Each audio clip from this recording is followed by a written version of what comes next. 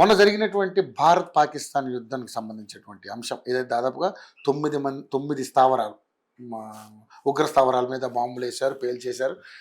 మధ్యలో అమెరికా జోక్యం ఏంటి అంటే దీని మీద సర్వత్రా రకరకాలైనటువంటి ఆరోపణలు వస్తాయి సార్. అంటే మనం అమెరికా చెప్తేనే వినాలా, మోడీ గారికి ఆయన చెప్పు చేతలు ఉన్నాడా, ఓ రకరకాల మాటలు వస్తున్నాయి సార్. ఏంటి సార్ దీని వెనకాల? ట్రంప్ అనేవాడు మన దగ్గర కేపాల్ అంటున్నాడు. బా వీడేం మాడతారు వాడేం మాడతారు సూపర్. మనకు అర్థం కాదు. ఇద్దరు కూడా గందరగోళం మనుషులు, అది మనం చూస్తున్నాం.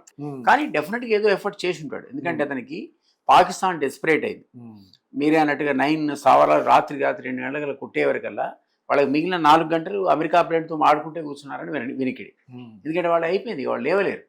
ఆ 9 ప్లేసెస్ ఇంకొక 21 ప్లేసెస్ ఉన్నాయంటే అవి కూడా కొడితే కొలాప్స్ అసలు. ఒక పక్క బెలూచిస్తాన్ వాడు సపరేషన్ అడుగుతున్నాడు, ఇండియన్ ఆర్మీ మద్దతు అడుగుతున్నాడు.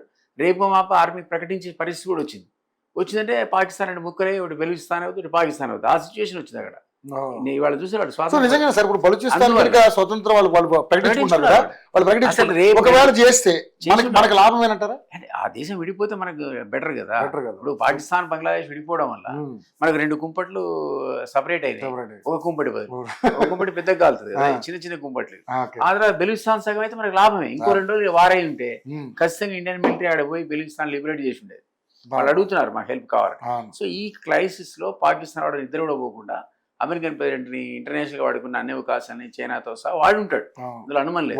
గవర్నమెంట్ మీద వాళ్ళు ప్రెషర్ పెట్టారు, కనపడుతుంది. ఇండియన్ గవర్నమెంట్ ట్రంప్ ఏం చెప్పాడు, పాకిస్తాన్ కైనా ట్రేడ్ బంద్, ఇండియా కూడా ట్రేడ్ బంద్ అన్నాడు. అంటే $45 బిలియన్ ట్రేడ్. అది వాడు క్రాక్ అంటే ఆ మాట అనకూడదు అమెరికా అధ్యక్షుడు పట్టుకొని. కానీ అతను $45 బిలియన్ ట్రేడ్ ఇండియాతో మానేస్తే మనం ఫైనాన్షియల్ గా దెబ్బ పడుతుందా పడదా? ఇది ఇప్పుడు అనేది మీకు 2 రోజులుగా కొంత ఎత్తు, ఒక రోజు కొంత ఎత్తు, వారం రోజులు ఇంకో ఎత్తు. అసలు ఇండియన్ క్యాపబిలిటీ ఫర్ వారే 30 days. 30 daysలో 3 days అయిపోయింది. అలా 1/10 ఆఫ్ పీరియడ్ అయిపోయింది. ఇంకో వారం పెరిగితే మీ వీక్ అవుతారు, ఇంకా వారం అయితే ఇంకా వీక్ అవుతారు. ఎక్కడి నుంచో మీకు ఇన్పుట్స్ రావాలి.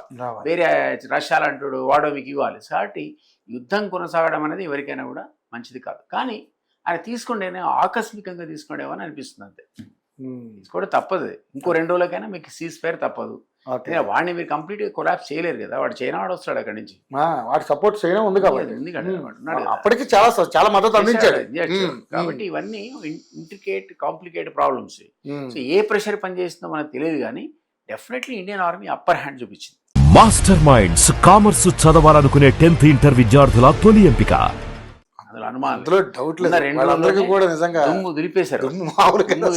పాకిస్తాన్ షేక్ చేశారు. సో దానికి ఇంపాక్ట్ అక్కడ అమెరికాలో ప్రకంపనలో ట్రంప్ నిద్రపోకుండా వచ్చి మనవాడ ప్రెషర్ పెట్టుండొచ్చు. కానీ ఇండియా ఒప్పుకోలే అఫీషియల్ గా. ట్రంప్ ఇంటర్ఫిరెన్స్ వల్లనే సీజ్ ఫైర్ అనే మాట పిఎం గానీ అమిత్ షా గానీ ఎవ్వరు అనలే. సో ఉంటే ఉండొచ్చు ఇంటర్ఫిరెన్స్. చాలా మంచి కేపాల్ కూడా అన్నాడు, నేను ఈయనతో మాట ఆయనతో మాట నాది కూడా ఉంది ఇందులో రోజు అన్నాడు. ఎవడు పట్టించుకోలేడు.